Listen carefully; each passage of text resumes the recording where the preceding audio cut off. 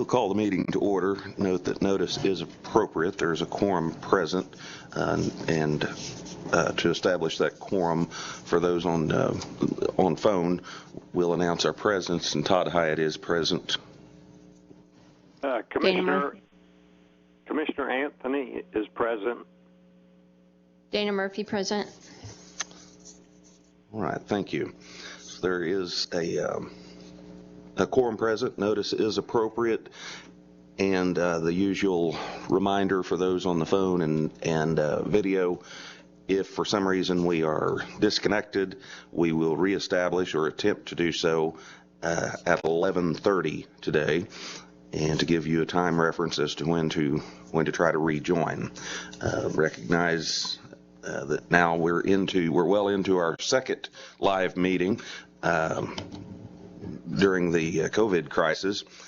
And been a difficult time, but I feel like the meeting earlier this week went very well. Everyone followed the rules. Imagine that. And so it's I think proper health precautions were taken, and to remind all of those that are calling in, anyone appearing in the courtroom does have to be screened the day before with a set of questions, temperature checks taken on the way in, of course social distancing. There are assigned seats in the courtroom where everyone is spaced apart and not allowed to move about the courtroom, getting closer to one another.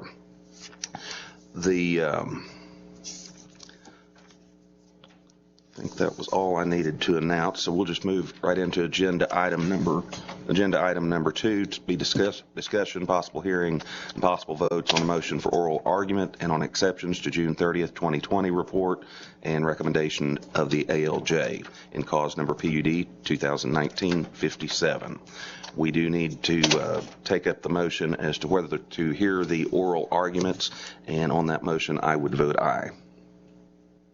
I vote aye. Aye. And I forget, because we're on video, I need to have Peggy call the roll. Okay. Peggy, would you please call the roll? Commissioner Hyatt. Aye. Commissioner Anthony. I vote aye. Commissioner Murphy. Aye. Thank you. Thank you. Some of these things may seem unnecessary, and possibly they are unnecessary, but we want to do all we can to assure that we're complying with the Open Meetings Act in these strange times that we're in. Okay, at this time we'll take appearances. Your Honor, good morning, Commissioners. My name is Patrick Shore, and along with Bill Humes, I represent Oklahoma Gas and Electric Company in this cause. Good morning, Commissioners. Brian Hobbs on behalf of CK Energy Electric Cooperative. Good morning, Commissioners. Please show Adam Singer and Eric Turner on behalf of the Oklahoma Association of Electric Cooperatives. Thank you. Lauren Willingham for the Public Utility Division. All right, thank you. Okay, in the order that I believe everyone, or has everyone agreed to this order? I think so. Would be Pat Shore will have 20 minutes with opportunity to reserve for rebuttal. OAC, Mr. Singer will have 15 minutes. CK, Mr. Hobbs will have 15 minutes, and Mr. Shore, whatever rebuttal. So we'll start with you, Mr. Shore. Do you wish to reserve time for rebuttal? Yes, Your Honor. I'd like to reserve 5 minutes. Okay.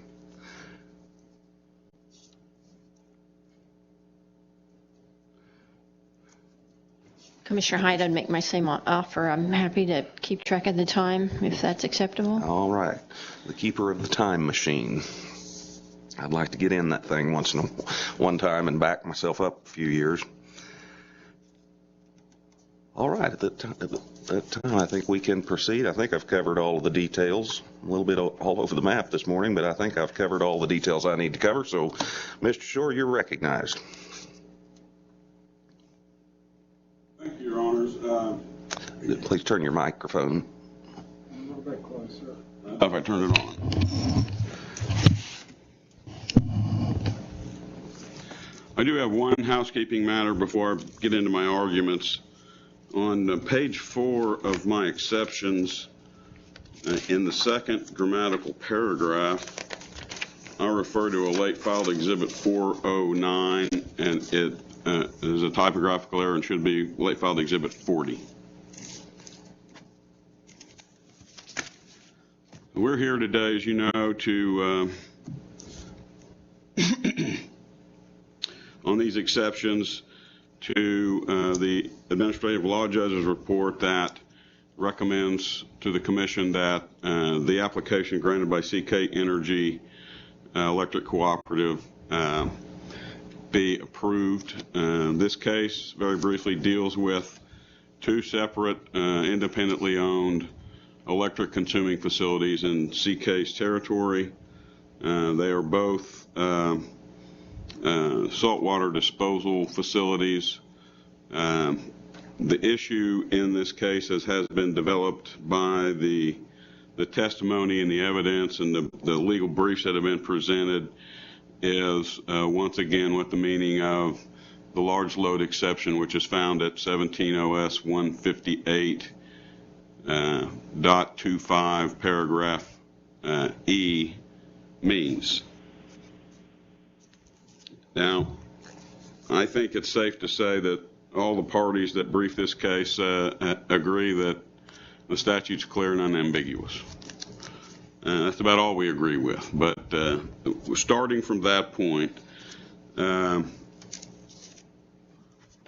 what is in issue here, at least from my view, is the definition of connected load for full operation. Now, that definition isn't defined anywhere in the Act, and all the parties, or both sides of this issue, believe it means something different. The ALJ, in her report and recommendation, had a belief of what it was. And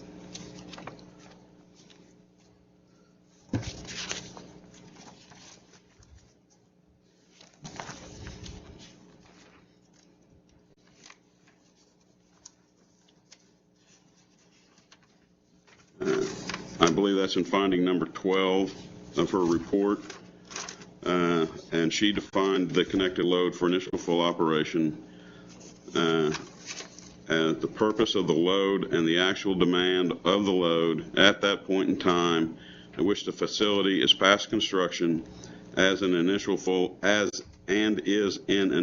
operation with all machinery or motors running at their projected capacity.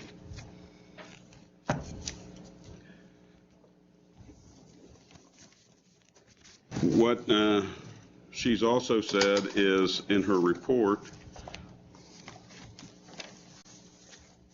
that after noting that the legislature did not define the phrase, it refers to the load. This is on page 6 of her report at the bottom, the last sentence on page 6. The entire phrase refers to the load that is evaluated post-testing at the time the actual operations begin. And we take exception with that because that determination requires that it's a conclusion that's not known until after after a contract has been signed, the facility has been constructed, and is now in operation. And I don't believe that the legislature intended, from the plain words as I read, the connected load for initial full operation is to be, means you wait till you signed a contract, you construct the facility, and then you turn it on to determine whether or not you passed the 1,000 kW test. That, to me, reaches an absurd result that the legislature and the case law that everybody in here cited, it would require the utility provider to make assumptions that they cannot make until that cannot be known until after the fact. So the utility cannot predict the future. It cannot know how the facility is going to be operated once it's operational. It can't know future economic or other impediments that would limit or reduce the ability for the facility to reach its initial full operation. 3 years ago, nobody would have thought that the price of oil would be at $20 or $30 as it is today. So you can't predict that stuff. What the utility should be charged with, and I think what the statute intended, is the facts that you know at the time you have to make a decision. Now, what the utility can know, and what we did investigate, was what are your plans? What are you going to use what is your schematics? What motors or other stuff are you going to put in your plant to give us the ability to determine whether we can lawfully serve this or not? And that, I believe, is the test. The requirement that allows us to predict the future is something that I don't think was intended, and I don't think should be supported by this commission.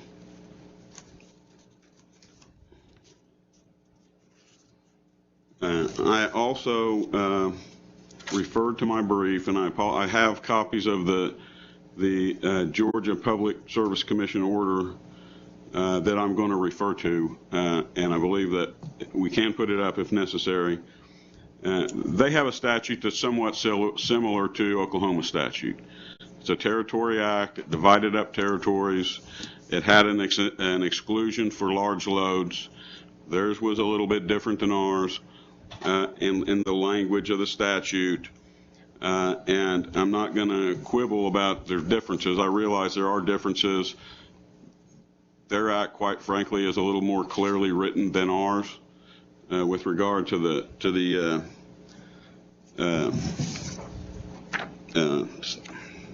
the exception language itself.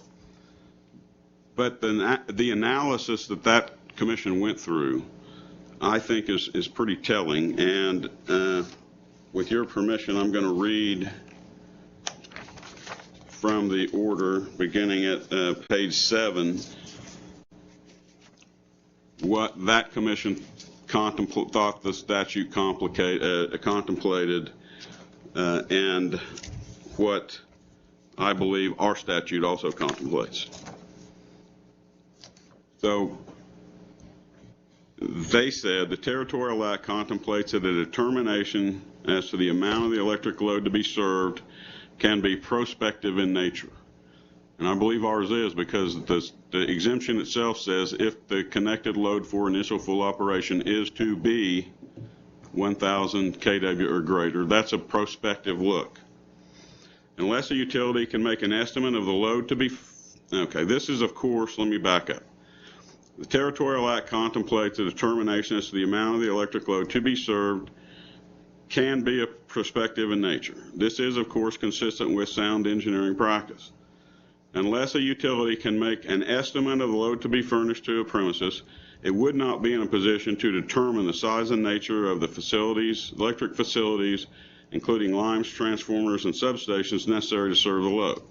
Any other construction of the Act would also require a customer to wait until the premises are completed and operational before obtaining electric service. Clearly, this is an impractical result. Now, what that statute says and what our statute says are two different things, and there may be two different standards, but the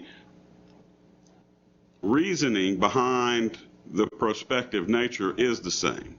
We can't know what the load's going to be and how it's going to be operated when we have to make the decision to whether or not we can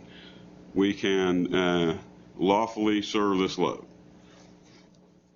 So I believe that the ALJ erred in making this a retrospective look when you make the determination whether you were right or wrong. That case, by the way, is Douglas County Electric Membership Cooperative versus Georgia Power, and the docket number is 3686-U. Lastly, I want to comment very briefly on the equitable issues. The Bison facility became operational in 2018. The Cimarex facility became operational in 2018. OG&E at that time believed it had every right to serve this based upon the plain words of the statute. This was, in one instance, 2 years, in one instance, 1 year before the Commission, in Order 692718, issued its ruling. The only other case that I'm aware of at this Commission that dealt with the specific fact of connected load for full operation, and it really wasn't even an issue in that case, is a PUD 000347. And we've talked about this in other cases, but in that case, the co-op moved into OG&E's territory to serve a people's or a solo cup facility. The testimony in that case was that they were using a transmission line from Western Farmers, hooking up to that, and then supplying service.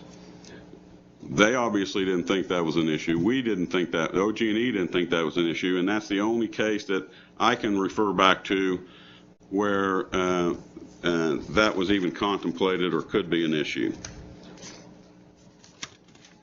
So we relied on that act to our detriment. We built facilities to both of these locations that could be stranded now.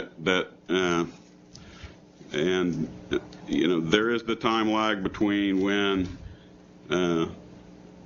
these facilities were open, operational, in sight, and could or maybe should have been known by CK Energy. So I believe that even if the Commission determines that the ALJ was report on the law, that this issue should be denied simply because of the equitable issues involved, and I've briefed all those and will not repeat them today. So with that, I'll be happy to answer any questions. I didn't even have to give you a warning, Mr. Shore. You came in actually a couple of minutes early, and that would still leave him 5 to 6 minutes for rebuttal. Commissioner Hyatt. Questions of the commissioners? Mr. Shore, I have to admit, it's a little challenging for me to say that equitable arguments don't apply in one case, but then they should apply in this case. So I'm a little, that's a little bit challenging to me, but I'll plan to take a look at some additional effort. I guess my question is, how close to the 1,000 kilowatt or the 1 megawatt, when OG&E was looking at potentially going in to serve, what was the maximum amount that was anticipated? What did the clients advise you? Those numbers are all confidential, but both of them were under 2,000 kW. So it would be between 1,000 and 2,000? Yes, ma'am. Closer to 1,000, closer to 2,000? Memory serves me, one was closer to 1 and the other one was closer to 2. So each facility was just a little bit different? Pardon? Each facility was just a little bit different? Yes. Okay.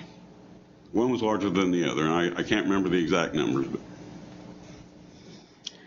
And do you remember at the time that you were working with either of these entities to make a proposal to them, were you all aware, or were you following what the price of oil and gas were, or what was really happening in the oil and gas industry, or are you just looking straight out at, well, they've offered, this is what they're going to do, and so that's what we're going to base it on?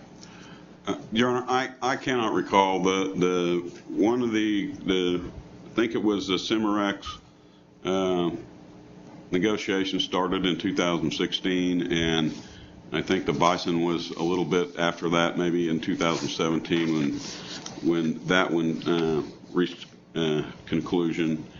And I can't tell you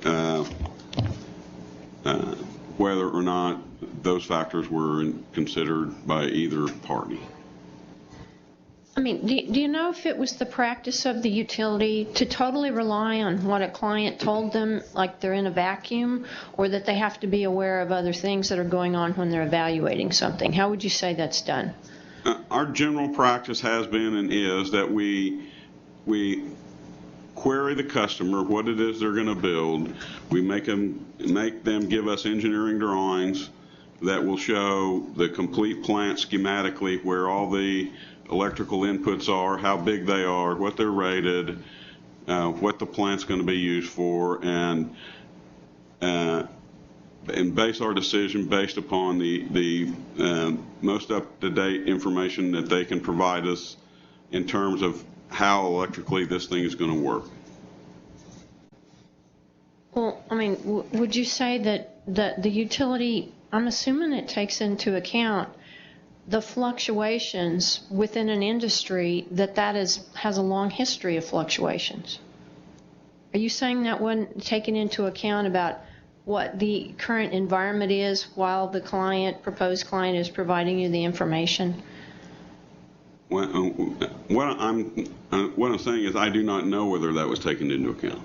So what you're saying is that you don't know, so you don't know if it was a standard practice that they did or didn't, so you just really, you don't know. That's correct. Okay, all right, thank you.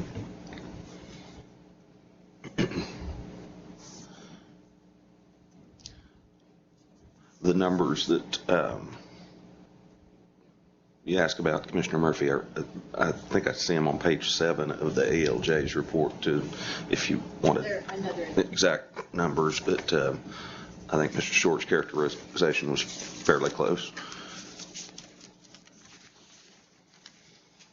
What is the current usage at the two facilities? Your Honor, I see if I can find it for you.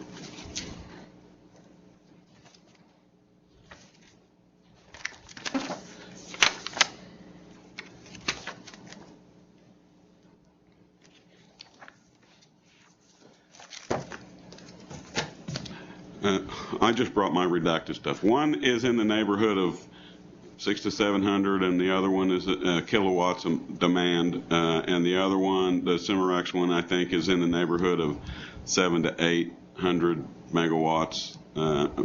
kilowatts, actual demand per month, and those were historic numbers from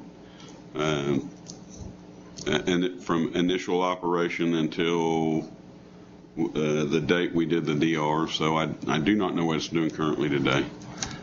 I would assume you probably have month to month, or maybe even day to day usage, and please just call me if I say something, if I start into something that's confidential. Remind me. I'm trying to be cognizant of that, Sure. But sometimes it's easy to forget about that part of it, about the confidentiality. On any given day or month, whatever measurements you might have, let me just ask this way. At any time since 2018, the initial operation, has it ever exceeded 1,000 kilowatts? And we measure, the measurements that we have and that we produce were monthly billing information, which is what was asked for. And so the billing demand is from, March 1 to April 1. And the most demand that was ever put on it during that month, so it may have hit it one time, may have hit it 2 or 3 times, but that's the number that we're referring to when we talk about actual demand. It's a monthly demand that the maximum demand in that month was X. And in no months of data that we produced for either one was the monthly demand in excess of 1,000 kW. Okay. And I looked at all the discussion about, and I don't know that I had maybe that was discussed in the initial hearing, but I was not aware of the Georgia statute. Maybe I had just missed that, but with exception for that, which was added to the list of things this morning, and I need to take a look at that. But was that did you say that was a statute? And I'm hoping Nicole wrote down the citation, but if not, we can get it. But was that a statute, or was that the Commission's interpretation of a statute? It was the Georgia Public Service Commission order in a territory fight between a cooperative and Georgia Power. Yes. Okay. Now, it's referred to in my exceptions, and then I have copies of the hard copies of the case if anybody needs them. Okay. Yeah. If you don't mind, leave those there if they're extras. But when I look at the statute, and I agree with your earlier comment from all the discussion that I've heard, it appears that it's that one sentence. I can find it. If the connected load for initial full operation of such electricity is 1,000 or greater. So it's the connected load for full operation. And in this case, my understanding, and correct me if I've misunderstood something, but the total ability of the equipment that's on the ground meets the 1 megawatt. That's correct. Well, let me take that back. The Bison facility at the time of initial full operation was over 1,000 kW. After the fact, the facility was sold to another entity. They came in and bought new efficient motors and switched out motors, and it's no longer capable of 1,000. It's all in the testimony, but I didn't want to leave you with the impression that it's still 1,000 kW. The Cimarex facility was and remains connected over 1 kW. Well, that must be another thing that I've missed, because I was not aware that it's not the same motors that were originally there. So it's actually different equipment, and the equipment that is currently there does not even have, even operating 100%, does not have the 1 megawatt. And that was the fact we didn't know until well after it was in operation. So, but I wanted to make clear that is in the record, and I'm not trying to hide it. Yeah, okay. Well, thank you for that clarification, because I didn't understand that part of the story. So the thing that I've struggled with in trying to decide, well, how do you look at it? And I see, and we'll look further as to how Georgia interpreted it, but in this case, it seems that an interpretation that you could just set up for a megawatt, I mean, you could just wire a whole bunch of motors. I mean, what would keep someone from just wiring up more motors than they would possibly need? They would have that 1 megawatt capacity if they ever wanted to turn it all on, but they wouldn't have the need. And so it really needs to be based on the need. And in this case, we were injecting salt water, and we have a limited amount of salt water, and the testimony from I've forgotten the name, Heckenkamper, or am I saying that kind of right? Yes. Summerholder. Okay, I had my Joe Biden moment there. Summerholder. I believe the testimony from him is that with the current allowable volumes, there would not be a need for 1,000 kilowatts. Is that correct? I'm not going to opine on what his testimony was, but he did testify that in his view, it was the magic number was under 1,000. And to answer your question, why would these people work? They're in the business to make money, and I don't know this, but if you're asking me if I would do all that to just wire it up to get a better deal, that's all money that you're just throwing out the door. So I'm not I'm a lawyer, not a businessman, but to me that sounds like something that's probably not very smart. Well, it'd just be a matter of doing the math. I mean, well, that's true. How much does it cost to do that, and how much might I save if I did? But it's possible, and that would, I think we could agree that would go, that would not support the spirit of the statute. I mean, that would be abuse of the statute, I think. But it could be done. It could be done that way if we had that interpretation. So that's the area that I find myself wrestling around with. I think that's all I have. Any other questions, commissioners?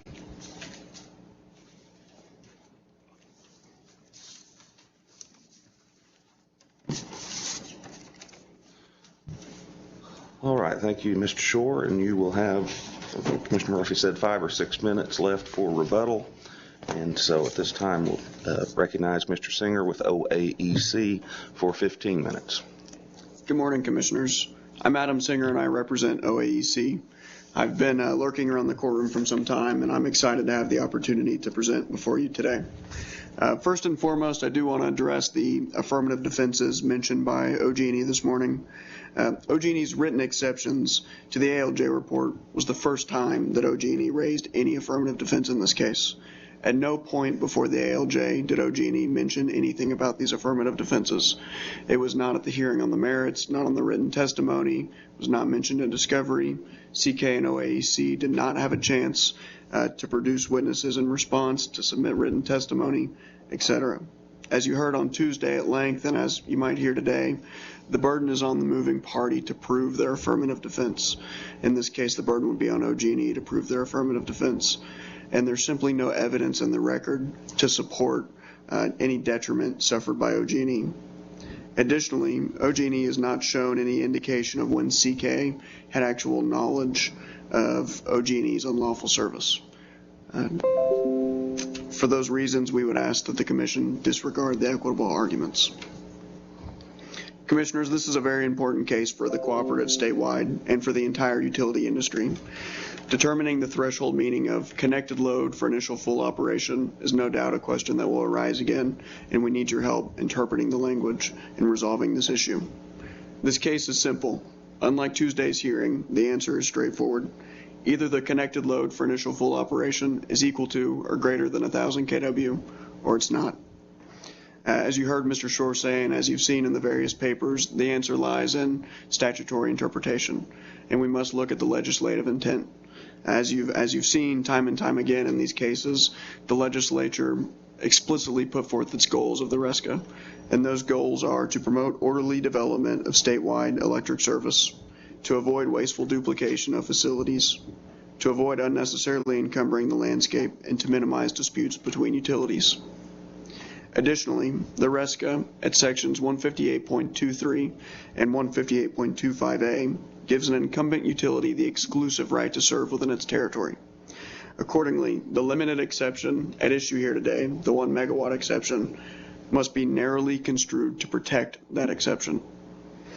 OG&E asked this Commission to interpret the 1 megawatt exception in a manner that enlarges that exception and is in contradiction to the legislative goals that I just put forth provided in the RESCA. OG&E asked this Commission to consider the term connected load in isolation and not the entirety of the term put forth in the statute, connected load for initial full operation, As noted by the ALJ report, connected load for initial full operation and not merely portions of the statute must be analyzed as a whole to determine and give the legislature's intent its full impact and meaning. As put forth by Douglas Summerholder, CK's expert witness, connected load for initial full operation is the sum of electric consumption of all electric consuming devices when a facility is operating in its planned full operation. Similarly, as noted in the ALJ report, connected load for initial full operation refers to the purpose of the load and the actual demand of the load at the point in time in which the facility is past construction and is in full initial operation. Conversely, connected load, as put forth by OG&E, considers only the potential or nameplate of electric consuming devices, whether or not those devices will consume their nameplate rating. The ALJ report specifically rejects this definition in paragraph 13. It's important to note that even though a facility is operating at full capacity, each device will not be consuming its full nameplate wattage. In other words, actual demand requirements of a facility will always be less than the installed nameplate. OG&E's interpretation of connected load, and not the entirety of the phrase connected load for initial full operation, permits a customer to unnecessarily install nameplate for the sole purpose of qualifying for the 1 megawatt exception. For example, consider an injection well, which requires only 500 kW for its normal operation. Consider an operator who chooses a motor or motors with nameplate in excess of 1,000 kW. That additional nameplate, which is unnecessary and will go unused, should not be considered in whether that well qualifies under the 1 megawatt exception. As the example shows, OG&E's interpretation of only connected load enlarges the exception and demeans the exclusive service certified territories.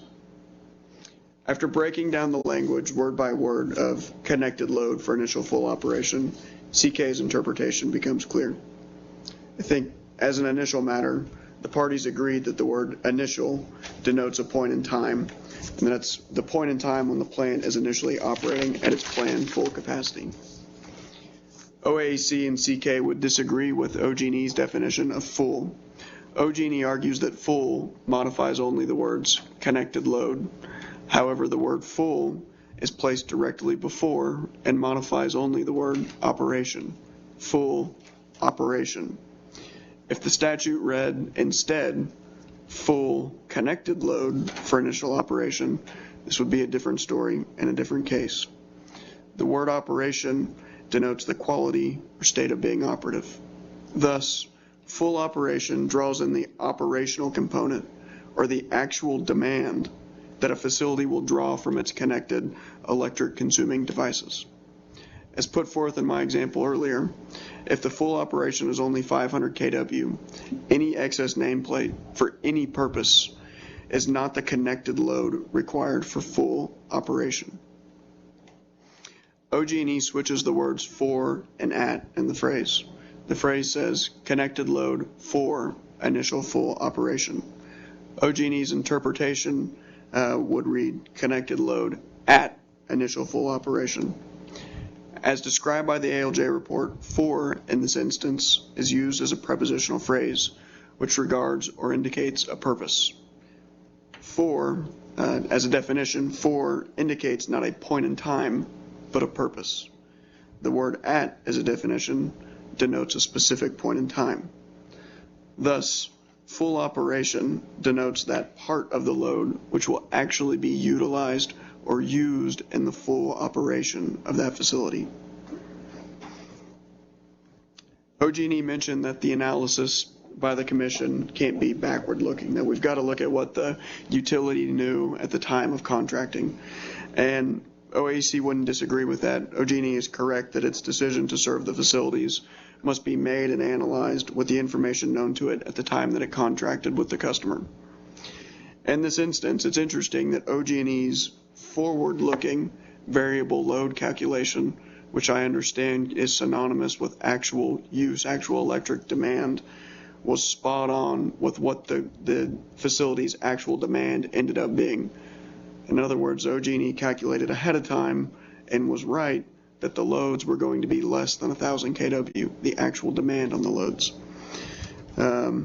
Although the decision to serve the facilities must be made with the information known to a utility at the time of contracting, there must be some test of reasonableness.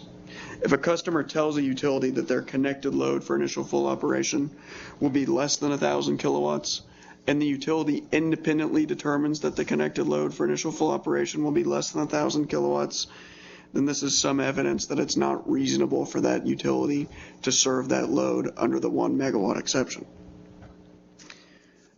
In the least, one would think that if it's close, if the load is borderline greater than or less than 1,000 kW, that it would be reasonable not to serve that load.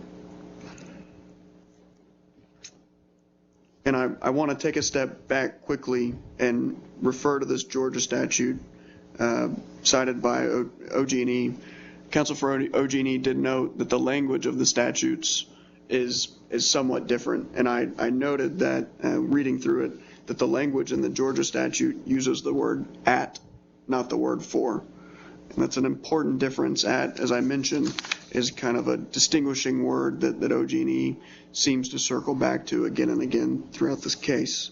And it changes entirely the meaning of the Georgia statute versus the Oklahoma statute. Looking back to the legislative intent here, OG&E's interpretation leads to absurd results. As I've mentioned, this method does not consider the actual demand that will be used.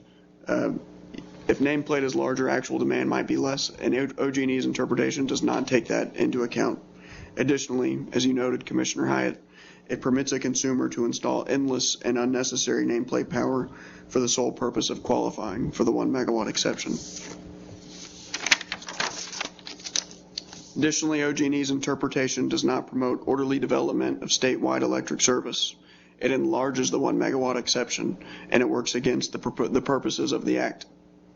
OG&E's interpretation does not avoid wasteful duplication of facilities, and it does not avoid unnecessary encumbering of the landscape. It permits an invading utility to enter into the certified territory of an incumbent when it would otherwise not have such a legal right to do so.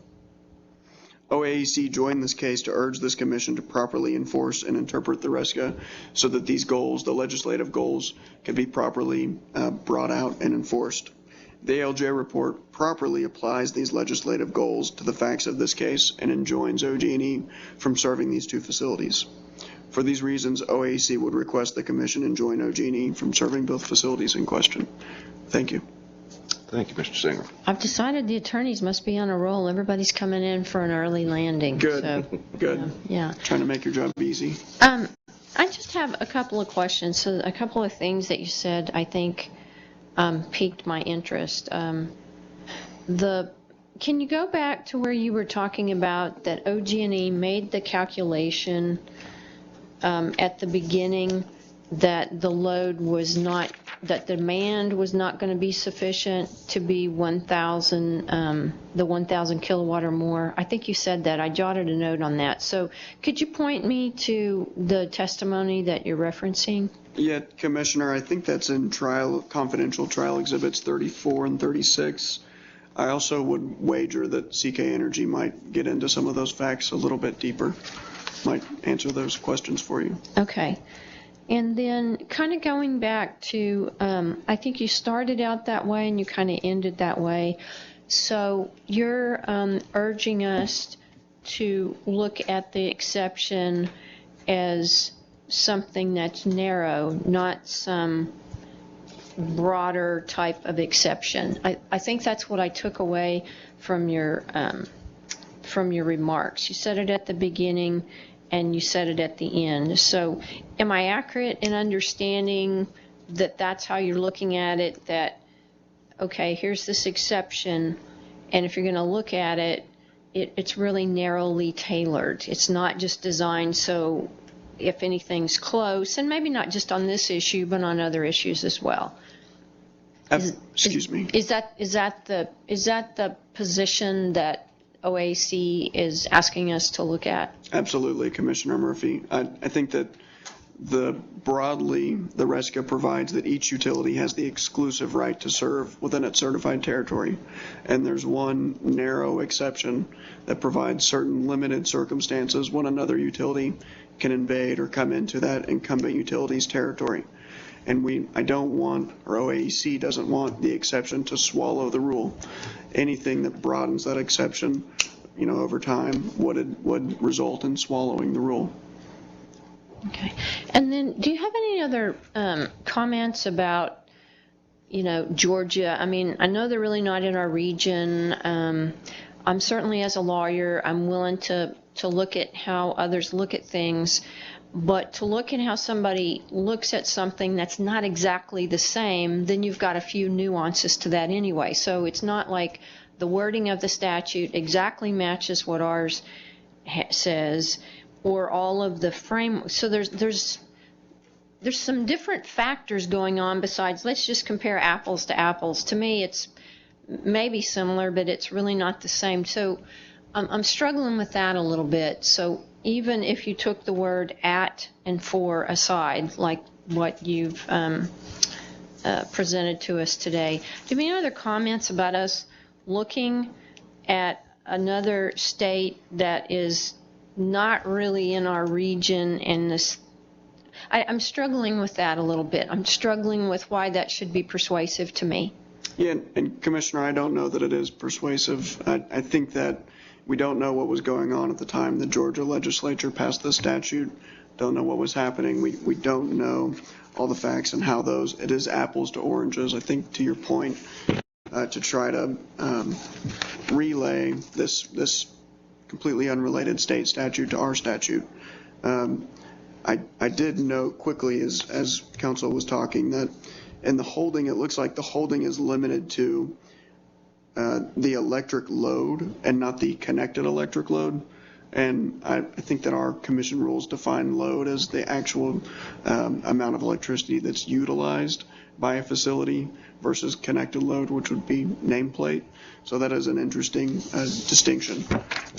Okay, I'm not saying that I'm not open to something, but it just, if I'm trying to look at how much attention should I pay to that when I already see things that are distinguishable. It's not that I'm not, open to thinking about it. And we'll come back to you, Mr. Shore, because that's the one thing I'm kind of struggling with. It's like there's all these little nuances and differences, and I don't want to get caught up in that and miss the big picture. But at the same time, I don't want to try to be crafting something out of something that's got all these differences, and then I really can't, whether it should be persuasive or not. And that's just from my opinion. So I'm still contemplating that, but I wanted to know what your thoughts were about it, and you've responded. Thank you. Yeah, and I don't think Georgia law is persuasive in Oklahoma, just to be clear. Thank you. Thank you.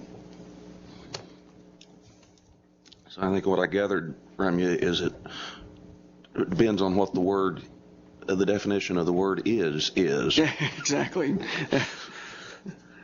You mentioned at one point, and I think I may have, it caught my attention, but then after I reflected a moment, I think maybe I misunderstood your point. But you said OG&E had switched the words at and for. You just meant their interpretation. Yes. Okay. Yes, that's correct. There was no. Yes. Okay. That was. I just wanted to clarify, and that was my assumption. Was what you were trying to state. So I don't believe I have any questions at this time. That was your. That was the first. What do we call this? The first hearing that you've tried here. Yes. So, yes. Before the commissioners. Yes. well, I'd say Mr. Turner might ought to brush up a little bit. He may have a job security problem. Yeah. Hopefully so. All right. Thank you, Mr. Singer. All right, Mr. Hobbs, you're recognized for 15 minutes. I want to know if Mr. Hobbs is going to surprise us and come in early, too, for an early landing. I'm not saying you should. I wouldn't bet on it, but I'll try. Okay. Because I am going to answer, from my perspective, a few of the questions that have been raised as well. First, I think Mr. Shore said that they really raised this Georgia order for the proposition that you can't look at this after the load is fully operational. You need to be able to look at it ahead of time. We actually agree with that. But since he did bring it up, I agree it's not persuasive. You have to give it the weight that you want to give it based on the differences in it. However, it is important to note that on page 7 of that order, the commission there says the Territorial Act contemplates that a determination as to the amount of electric load to be served can be prospective in nature. Unless a utility can make an estimate of the load to be furnished to a premise, it wouldn't be in a position to determine. As Mr. Singer pointed out in their ultimate conclusion, they said that it means you look at the customer at the time the customer commences full operation of the facility as designed. All through that order, the commission is talking in terms of load, actual load. In this cause, the OG&E has taken the position that you look at connected load distinctly. That is the sum of the maximum rating to consume power of all the electrical devices at the site. And at full operation, they say at full operation, the phrase uses full, for full operation, that is a point in time, and only a point in time. Mr. Snowden's testimony on that point is a bit confusing because he says for indicates purpose.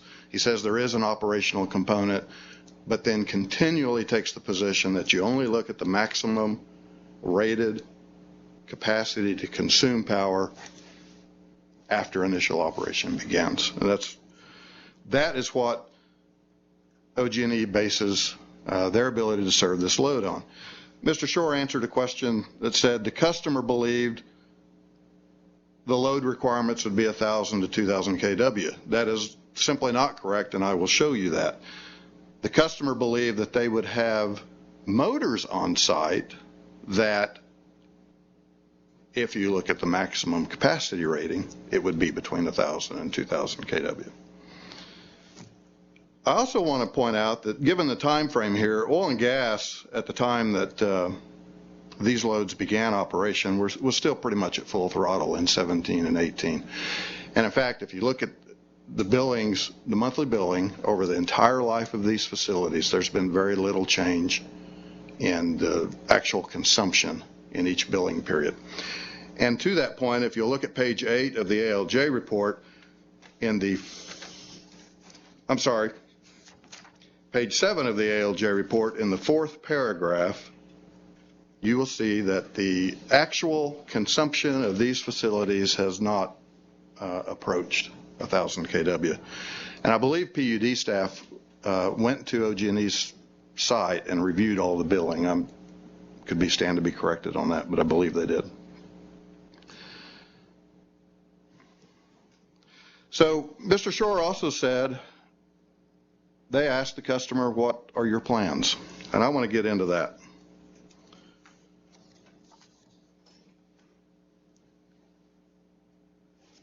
Discovery in this, well, before I go to there, Mr. Snowden in another cause, and this was actually in the Lake Region cause recently heard, in his testimony there and in the transcript on the hearing at pages 108 line 10 through 110 line 1 says that absolutely we have to rely on what the customer tells us, speaking about what the load is going to be.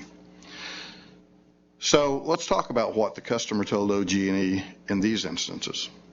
These are saltwater disposal sites. So the largest components are the actual motors that run the injection pumps. Here, the customers told OG&E that all of those injection motors would be operated on variable frequency drives. What a variable frequency drive does, if you'll look at the testimony of Mr. Sommerholder in his direct testimony and in the ALJ report, reduces the electrical frequency that those motors run. That makes them more efficient. They consume less power, most importantly. It results in less maintenance, less wear and tear on the motors. And these kinds of sites that rely on those motors will often install, and they did in both of these cases, more capacity than they need, turn the frequency down on those motors to make them more efficient, reduce maintenance, and more importantly, if they do have to take a motor out for maintenance, they can turn the others up and continue to operate at their normal operation. And that's exactly what the record shows in this case. And the customers made it clear to OG&E that they'd be using variable frequency drives on the major motors.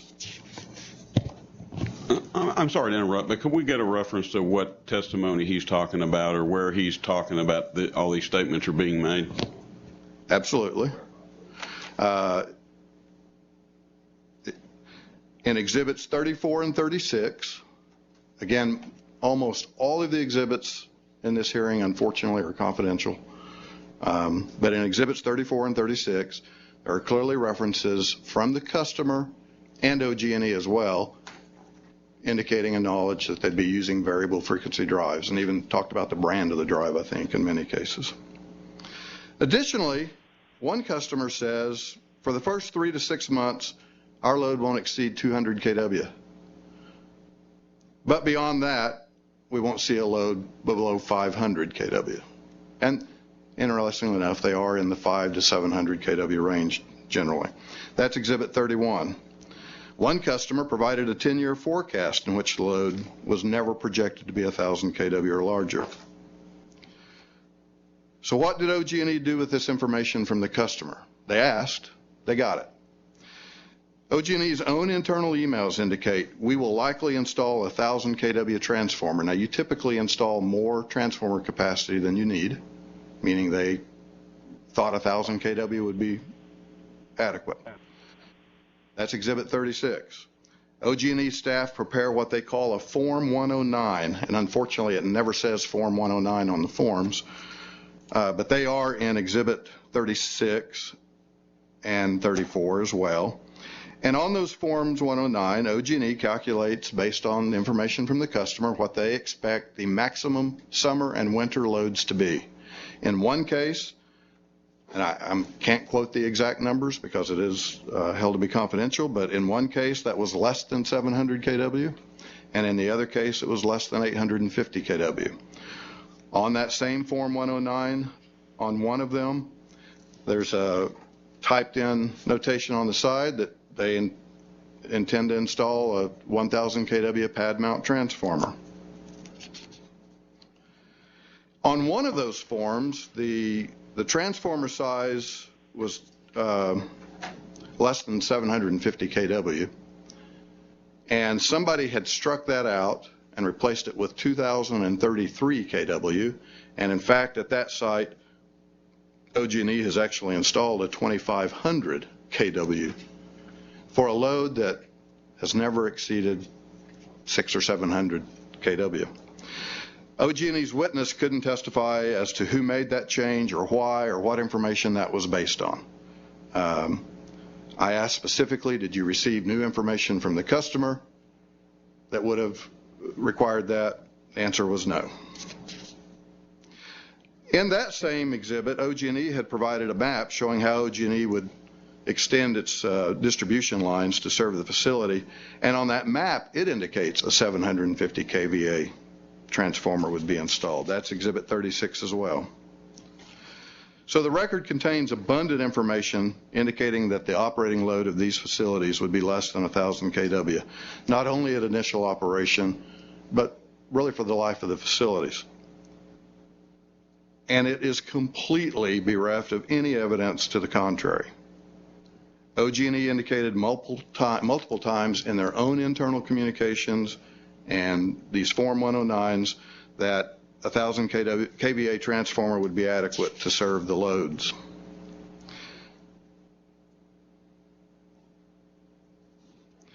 Yet OG&E ignores all of that, even though they say we rely on the customer, and take this contorted view of connected load for initial full operation and says, well, we get to look at connected load separate. Maximum rating of all the electrical devices at that site at the time of initial operation. And that simply is not what the statute says. On a similar statute, the Georgia Commission focused on actual load. It is unreasonable for an electric utility to size their service based on connected load. Think about an office complex. You don't size your transformer and your service entrance to those facilities assuming that every piece of electrical equipment in that building is going to be operated at its peak at the same moment in time. That would way overstate what was required to serve it, and it would greatly increase the cost to the customers. That is not good utility practice.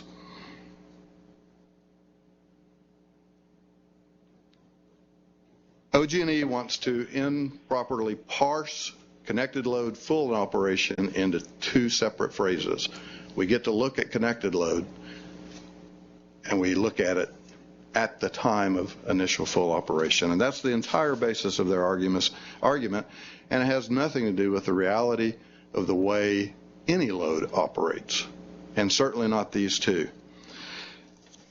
Again, OG&E raises the Georgia commission order for this premise that you can't wait until full operation to look at this. We agree 100%. But here the record is very, very clear that the customers told OG&E what was expected for their load. OG&E's own internal work papers clearly show what was expected for this load. And we're going to ignore all of that in favor of just adding up all the equipment that's out there. To your point, Commissioner Hyatt, the Georgia Commission mentions that it appeared in this case there wasn't any manipulation of that, but that will always be a concern that, you know, if we're close and we can add another motor and we get some redundancy benefit out of it and we get to have multiple retail suppliers bidding on our load, let's put in that extra motor, even though we're never required to use it. It is open to intentional or even unintentional manipulation.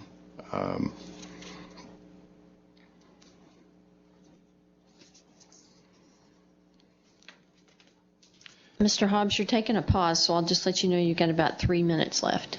Great. I am going to come in early because I think I might be almost finished. I do want to talk just briefly about these defenses that OG&E raised, again, for the first time in their written exceptions. That, number one, is entirely inappropriate. CK Energy's had no opportunity to build a record regarding that. But here's what I want to tell you. As you can imagine, it is extremely difficult driving by to determine the maximum consumption of a facility. In this case, CK Energy, again, did not have an opportunity to bid on these loads, so they didn't have any information. I don't even know when, and the record doesn't say this, I don't even know when they learned the loads were there, but here's what happened. CK Energy's engineer had cause to be in the field near these loads, and looking at what was there, became curious. And interestingly enough, the OG&E meter is right on the road, and there it's a demand meter. So he looked at it. Demand was nowhere near 1,000 kW. They called me about it. I said, well, let's ask OG&E. So we sent an email to OG&E, and this was in May of 2019. So tell us about these two loads. How long have they been in operation? Are they 1,000 kW or larger? What's their maximum consumption rates? We got a response from OG&E that the connected load was greater than 1,000 kW, but the actual load, as measured by their meter, had never been. That was in May 2019. After getting that information, we set up a meeting, and it took a little time to do that with OG&E to discuss our concerns. That meeting was ultimately held, and to no successful conclusion, obviously, and ultimately CK Energy filed this cause in August of 2019, a few months later. So that's how the information came to be.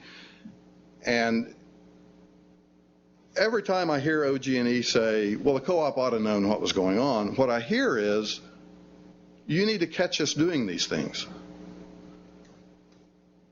That is not what the RESCA provides.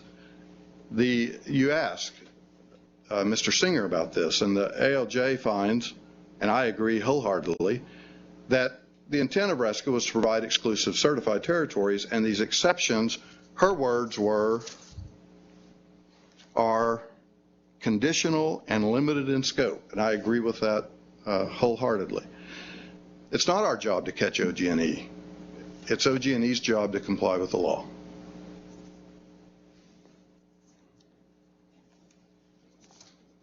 If that's your landing, you're right on time. Thank you. It is my landing.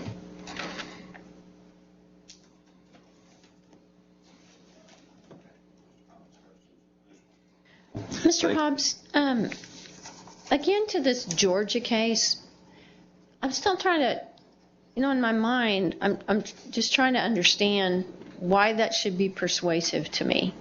And even if it was persuasive, it seems like both you and Mr. Singer have pointed out it's not really persuasive to the point that it's being used for. It is persuasive to the point that OG&E raised that you can't wait until after initial operation to look at this. I think it makes that point clear. I think that point is valid.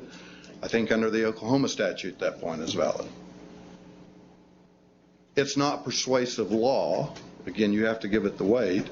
But since the case has been brought up, it also stands for you have to be able to make good faith, reasonable estimates based on what the customer tells you. Here, OG&E did that. They ignored them. Okay, thank you. I don't have any questions. Thank you. Thank you.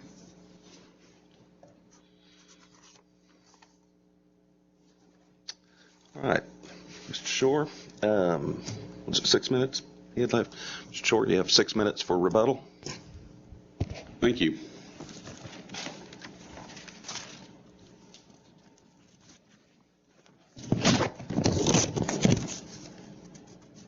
Wanted to address a couple of points raised by Mr. Singer first.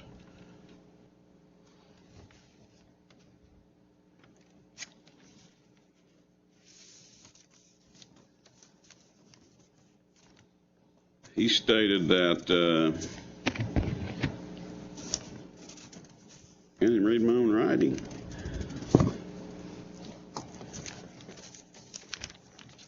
He made a statement that the two loads here were never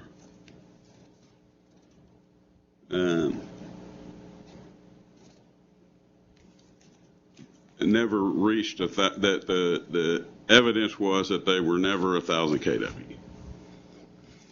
And while I have admitted that the load has never been 1,000 kW, both facilities at initial full operation had a connected load that exceeded 1,000 kW. So I don't want it to leave that because the operations have been such that they've never hit a demand of that. We believe that the connected load is what the statute refers to, and they have been 1,000 kW. With regard to the Form 109 that Mr. Hobbs has referred to, in both instances where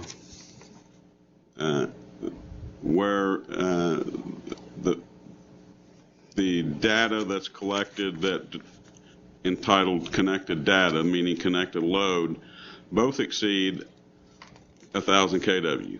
The numbers that they have both referred to that have never reached 1,000 are engineering notes that I am told relate to sizing various pieces of equipment. The communications that he talked about from the customers that indicated variable motors and stuff, that what he didn't mention was there are times we ask questions and we're told, yes, we can run the motors, and if we need to, we will run the motors. So you're getting, one side of the story, but you look at all of the data that's present. The connected load was there in both instances. You have to build to, contrary to Mr. Hobbs's assertion that you never build to what the building might actually do, you have to build sufficient to where they turn everything on, they expect to have power. You don't design this room for only half the lights to run. You have to design this room for every one of these lights to run if somebody turns them on. And that's the engineering standard you have to use. Again, the statute does not talk about engineering standards. It doesn't talk about what might happen. It says the connected load for initial full operation, which means you turn everything on, is 1,000 kW. And we believe that, we have believed that, and we think that's the only way that you can reasonably meet the standards set out by the legislature. And I'll be happy to answer further questions.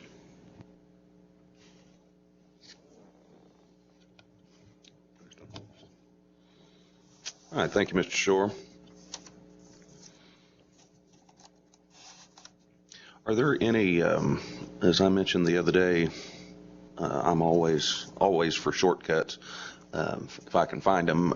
Are there any, I have not seen any, but I haven't been completely through everything yet.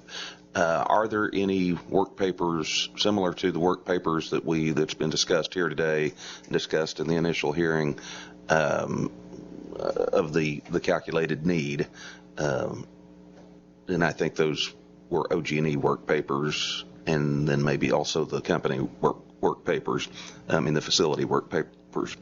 And are there any work papers that you could point me to that are calculating the need to be greater than 1,000?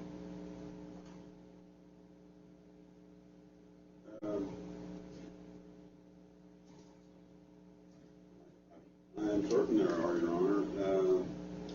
Commissioner Hyatt, do we want to leave it like this? I know Mr. Hobbs was helpful when you gave him the opportunity to provide some citations to us, and it came in the form of email. So if that's what you're asking Mr. Shore for, it seems like that might save a little time. Sure. And then along those lines, I'd have Mr. Hobbs, I think I wrote down all the exhibits that you referenced, but would you mind also sending those to us by email to make sure that we have the right place to look the exhibits and the information you provided about what the customer information was provided to OG&E initially? Okay. And I actually had a question mark in my notes because I got mixed up at one time. Did you refer to both 31 and 34, or did I mix those numbers up? Among others, I refer to 31, 34, and 36. So you referred to all three. I'll take my question mark off. Okay. Ms. Willingham, I'm sorry I ran right past you, but I know you had not requested time, and so I did not recognize you before we went into rebuttal. But any comment that you would offer at this point? No, PUD has nothing to add. Thank you, Your Honor. All right, thank you. And I think we would agree to take this under advisement, and with that, we'll close the record. Thank everyone. Thank you. Thank you.